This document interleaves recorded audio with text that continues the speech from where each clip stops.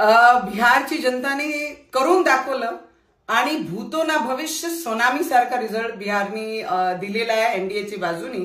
आणि भारतीय जनता पार्टी आणि बीजेपीचे कार्यकर्ता आणि सगळे बिहारचे वासियांना मनापासून खूप खूप अभिनंदन करते।